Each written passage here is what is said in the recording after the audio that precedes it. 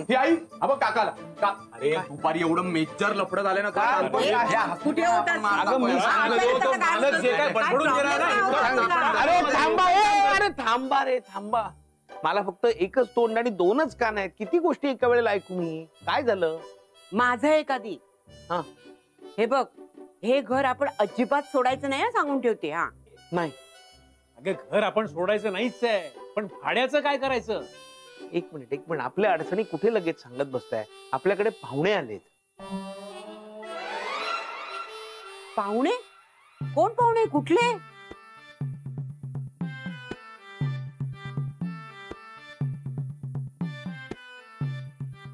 काका ह्या तुझ्या क्लास मधल्या कविता लंके राईट? नाही, कविता लंके नाही, ह्या कामिनी लंके. त्या कविता करतात. अच्छा, हॅलो हॅलो. आणि ही माझी बहीण आजपासून. Excuse me. काय हो बाबा, बहीण वगैरे आत्या कधी सांगितलं ना आम्हाला ते? मला सुद्धा आताच कळतंय ना ते. आणि आमच्या आई वडिलांनी आम्हाला याची कल्पना दिली नव्हती. काय रे? हो, तुम्ही जरा गप्प बसा. तुमची चेष्टा बस झाली. हा, आधी काय खरा प्रकार आहे ना ते बघूया. काय रे मोहन, ही अचानक बहीण कुठून आली तुझी? काय आहे माहितीये का वहिनी, यांचं आणि यांच्या नवऱ्याचं पटत नाही. तो दारू पिऊन यांना मारहाण करतो. यांची भांडणं होतात. आज तर त्यांनी कमाल केली. आज तो क्लासमध्ये आला आणि त्यांनी चक्क कामिनी लंकेवर हात उगारला. अरे बापरे, काय वृत्ती असते माणसाची. तू सहन कसं करतेस ग मुली? दोन ठेवून द्यायचे ना कानाखाली. एक मिनिट. हे बघ, तुझे संस्कार आपण तिच्यावर नंतर करूया. हा, हे मोहन, ही इकडे. नाही, मला खूप राग आला दादा. मी त्यांना म्हटलं की तुम्ही काही काळजी करू नका, ते घर सोडून द्या. तुमच्या भावाचं घर आहे ना, दादाचं घर आहे. तुम्ही माझ्याकडे चला. काही गरज नाही असल्या नवऱ्याचं ऐकून घ्यायची. म्हणून मग मी त्यांना आपल्याकडे घेऊन आलो. काका मधला सोशल वर्कर जागा झाला. कमाल केलास, बरं झालं इथे आणलं. हा, बरं झाला तिला इथे घेऊन आलास ते. नाहीतर कुठे जाणार बिचारी. बरं, नाव काय तुझं बाळा? दादा आमचा प्रेमळ आहे, बाळा म्हणतोय. नाव सांग. कामिनी लंके. कामिनी लंके.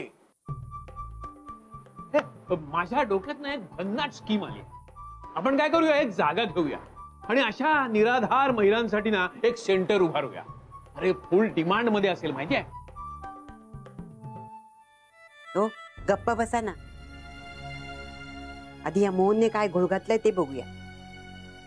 कामिनी, ये बसून घे ना. हा, दमली असेल ना, आराम कर. हा बघ, मी जरा जाऊन येतो. हा, मी काय झालं?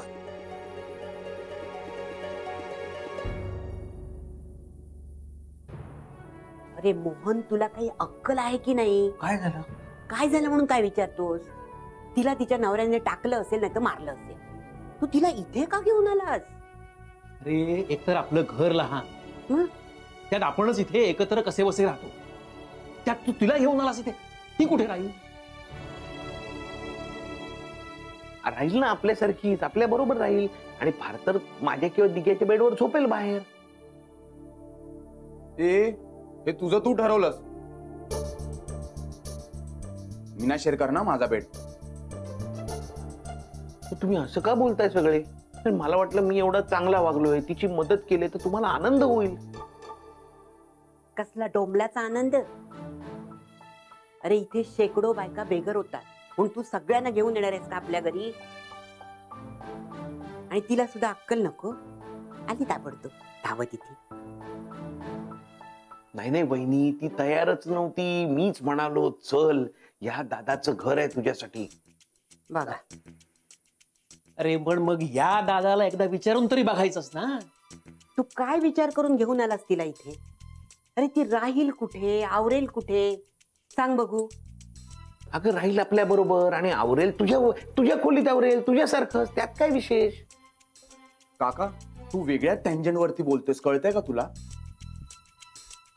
हे बघा, मी व्यवस्थित बोलतोय, तुम्हीच फाटे फोडताय. हो का? म्हणजे आता आम्हीच वाईट. बरं ते जाऊ दे, मला सांग, आता ती इथे आलीच आहे ना, मग किती दिवस राहणार आहे? किती दिवस म्हणजे वहिनी, जेवढे दिवस राहील तेवढे दिवस. आता माहेरी आलेली बहीण किती दिवस राहते असं आपण विचारतो का तिला? म्हणजे आता ती कायमची इथेच राहणार.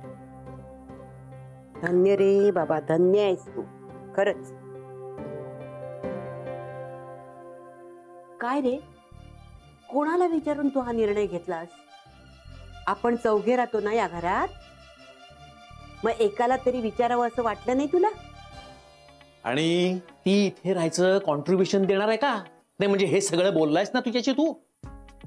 अहो बाबा, असं असतं का कुठे? तुमची बहीण आली आहे घरी, तिच्याकडनं कोणी पैसे घेईल का काय?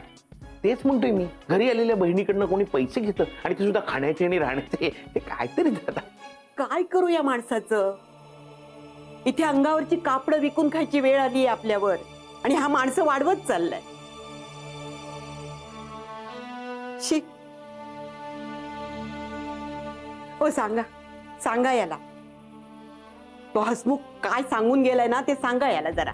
काय काय सांगून गेलाय हसमुख? हे बघ, तो म्हणाला एकतर भाडं डबल करून द्या, नाहीतर घर सोडून निघून जा. आणि हे दोन्हीही करणं आपल्याला शक्य नाहीये. आणि त्यातून तू पुन्हा हिला घेऊन आलास इथे. म्हणून सांगत होते, अरे तू काहीतरी बोलला असता तर आम्हाला थोडासा अंदाज आला असता ना. हो वहिनी, पण वेळच अशी होती की मला आणावंच लागलं. मी काय करू? आणि बघ दादा, वहिनी, माझं ठरलंय, मी तिला माझ्या आधाराच्या बळावर इथे आणलंय, तेव्हा आता तिला सांभाळणं ही आपली जबाबदारी आहे. आणि असं काय जेवायला खायला लागणार आहे तिला? आपण खातो ती खाईल, राहील आनंदाने. आणि दादा हे बघ, आपल्याला बहीण मिळाली की नाही, मग ती आपल्याकडेच राहायला आली. या आनंदाने या गोष्टीकडे आपण बघूया ना सगळे. अरे मान्य बाबा, आपल्याला बहीण मिळाली आहे, पण त्या मालकाचं काय? त्याला कळलं तर काय होईल? ते सोड रे दादा, ते मी करीन मॅनेज. काय मी आणि दिगंबर करू मॅनेज. काय रे दिगंबर? काहीही करा, माझं ना तर डोकंच चालेन असं झालंय. काही करून हे घर सोडायला लागू नये म्हणजे झालं. नाही सोडायला लागणार वहिनी, नको काळजी करूस. पण आता चला ना तिच्याशी बोला, तिला जरा पाणी बिणी द्या प्यायला. चल चल वहिनी, चल, चल. चल दादा चल. बस बस बस बस बस. हे बघ, आता आम्हाला मोहनने सगळं सांगितलंय. तुझे मिस्टर, तू काही काळजी करू नकोस. तू इथे अगदी सुरक्षित आहेस, काही धोका नाही, समजलं? हे आणि आमच्या बहिणी अशा मुळू रडत नाहीत हा, चांगलं डॅशिंग असतात. काय म्हणू? त्यामुळे असं उदास उदास अजिबात राहायचं नाही. तुम्ही एवढं प्रेमानं आपलंसं केलं त्यानेच शांत वाटतंय मला. आधार मिळाला सूर्याचा इवल्याशा फांदीला. आता कशाला कविता वगैरे ना, आत्ता झालीस की नाही, जरा हात पाय तोंड धू, फ्रेश हो. हा वहिनी जरा घेऊन जाणार. चला चला चला चल. चला वहिनी. या ये इकडून ये. इकडनं. ये. वहिनी म्हणाली म्हणजे सेटल होईल ती.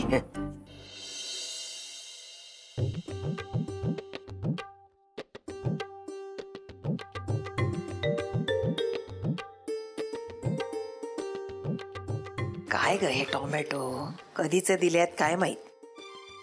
भाज्या खाव्या ना तर गावच्या, शहरातल्या भाज्या या शिळ्या कधीच्या आणून देतात कोण जाणे. काय ती गर्दी, काय तो घाम, माणसंही तसलीच. माणसांचं काय? तू कधी कोणाला भेटायला गेलीयस?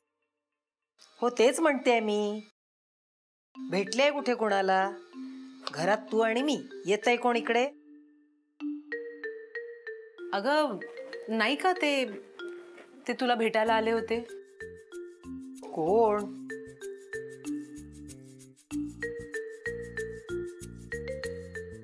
मावशी, तुला ते अष्टपुत्रे कसे वाटले ग?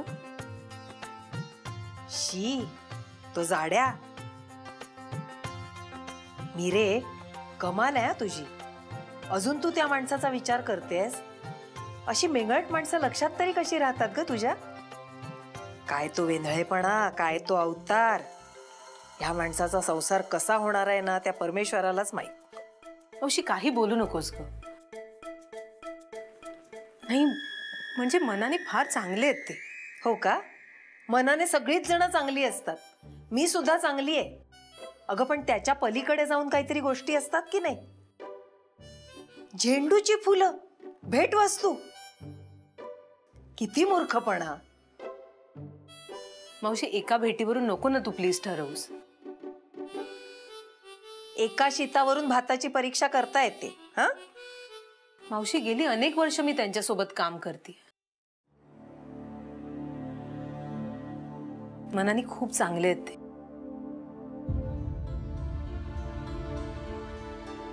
तुला माहिती आज क्लासमध्ये काय झालं? काय झालं? कामिनी लंके नावाची एक शिक्षिका आहे आमच्या क्लासमध्ये, मराठी शिकवतात त्या. त्यांचा नवरा दारू पिऊन मारहाण करतो त्यांना. आज तर कहरच केला त्यांनी. ते क्लासमध्ये आले, भांडले कामिनी मॅडमशी. काय? त्यांची बॅग फेकली, म्हणाले की आता तुम्ही घरी यायचं नाही.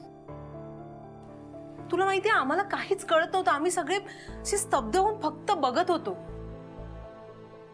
तेव्हा अष्टपुत्रे पुढे आले, कामिनी मॅडमची बाजू घेतली आणि म्हणाले की तुम्ही आमच्या घरी चला. जेव्हा सगळे फक्त तोंड बघत होते ना तेव्हा अष्टपुत्रेंनी हिंमत दाखवली. काही नाही हा, हे सगळं ना हिरोगिरी करण्यापुरतं असतं आणि तुझ्यासारखी माणसं भुलतात अशा गोष्टींना. मी नाही भुलणार. काय गरज होती त्या बाईला घरी घेऊन जाण्याची? आणि ती बाई तरी काय स्वतः निघाली घरातनं नवऱ्याने जा म्हटल्यावर. नवऱ्याला हाकलवायचं ना. आणि हा शहाणा तिला घरी घेऊन गेला म्हणजे आता ह्याच्या घरच्यांवर ओझं नाही का? कसलं ओझं मावशी? नाहीतर काय, स्वतःच्या पायात नाही उभं राहायची ताकद आणि निघाले दुसऱ्यांना कडेवर घ्यायला. मला तर अशा माणसांची भीतीच वाटते. हे बघ मीरे, अशा माणसांपासून दूर राहा तू. ही वेनळी माणसं आहेत ना, स्वतःच्या पायावर दगड तर पाडून घेतातच पण घरच्यांनाही गोत्यात आणतात. एक सांगू का मावशी, तुला ते मनाने पटले नाहीयेत ना म्हणून तू त्यांच्याबद्दल वाईट बोलतेस. काहीतरी नेगेटिव्ह शोधत असते त्यांच्यातलं. असं काही नाहीये, मी जनरीतीला धरून बोलते. आता बघ, ही कोण कामिनी का दामिनी त्यांच्या घरी गेलीये म्हणजे त्यांच्या घराचं गणित बिघडलं. बिघडलं की नाही? का बिघडेल? एका माणसाने काय फरक पडणार आहे? तू नाही का आलीस आता माझ्या घरी? घ्या, हे असं आहे म्हणजे आता मी ओझं वाटायला लागले का तुला? मावशी अगं तू अर्थाचा अनर्थ करतेस आता. मला फक्त म्हणायचं होतं की तू आलीस ना माझ्या घरी, काही फरक पडला का? एका माणसाने काही ओझं होत नाही. हे आता नाही कळणार, नंतर कळेल बघ. त्याच्या घरचे सुद्धा वैतागले असणार. नाही मावशी, मी गेले अष्टपुत्रेंच्या घरी, भेटले सगळ्यांना. फार चांगली माणसं आहेत ती, अगदी अष्टपुत्रेंसारखी. ते नक्की अष्टपुत्रेंच्या या डिसिजनला सपोर्ट करतील आणि कामिनी मॅडमला स्वतःच्या घरातल्या मेंबर सारखं सामावून घेतील. मला अजिबात वाटत नाही असं काही होईल म्हणून. हा, जाऊ दे ना. त्या बावळट माणसासाठी आपण गप्पा मारून इकडे वेळ का वाया घालवतोय? आटप लवकर.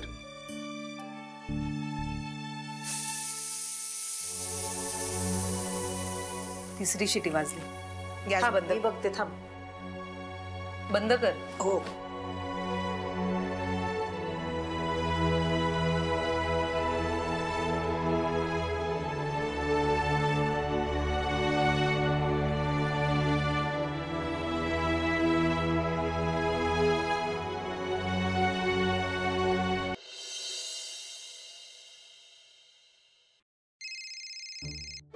अरे बापरे, गोडबोलेबाईंचा फोन आहे.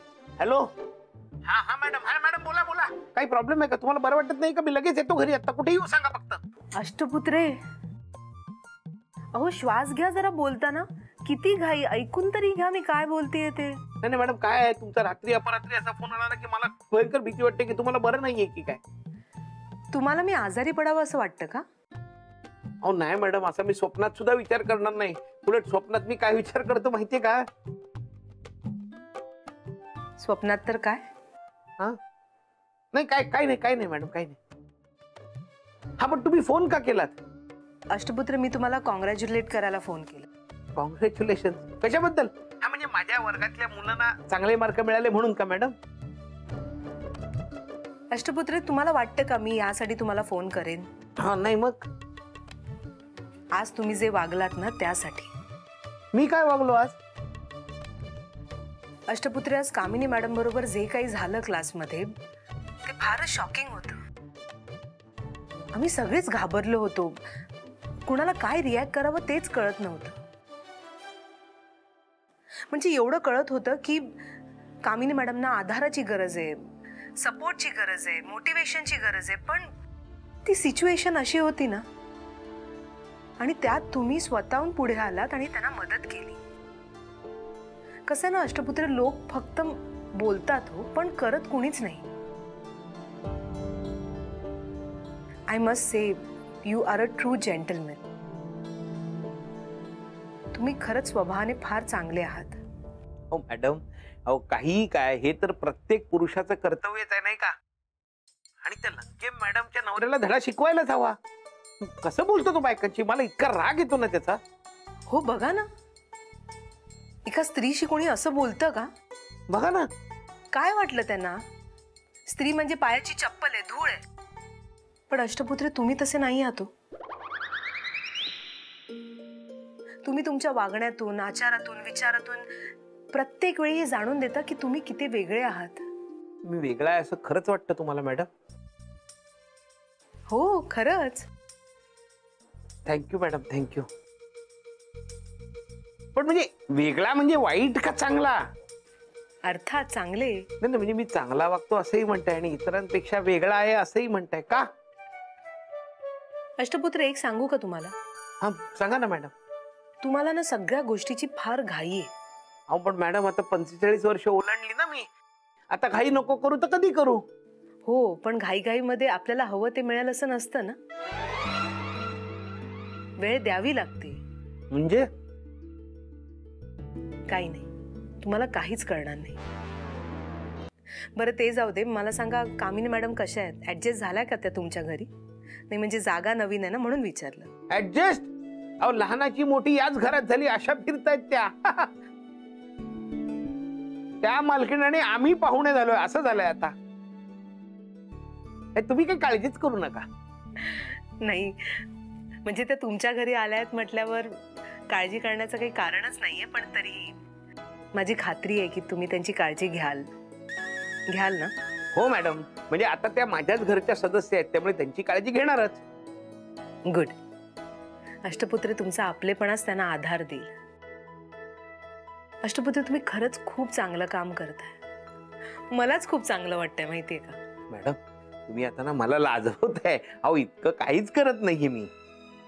बरं ठीक आहे, तुम्ही अजिबात चांगलं काम करत नाहीत. हो असं नका बोलू मॅडम. नाही तुम्ही या उद्या क्लासला, ओरडतेच तुम्हाला. चालेल चालेल मॅडम, तुमचा ओरडाही खायला तयार आहे मी. अष्टपुत्र, तुम्ही पण ना. ठेवते मी phone. Good night. Bye bye madam, good night. हा कामिनी मॅडमची काळजी घेतली हे मॅडमना आवडलेलं दिसतंय. त्यांची देखभाल केली तर अजूनच आवडेल मॅडमना. पण कामिनी मॅडम गेल्यात कुठे? आणि मला असं हे सरदारजी सारखं बांधून ठेवल्यासारखं का वाटतंय? अरे टी शर्ट कसा घातलाय मी? जरा थांबा हा, टी शर्ट नीट घालूया. म्हणजे साधारण माणसं घालतात तसं टी शर्ट घालूया. आता कसं मोकळं मोकळं वाटतंय. कामिनी मॅडम कुठे गेली?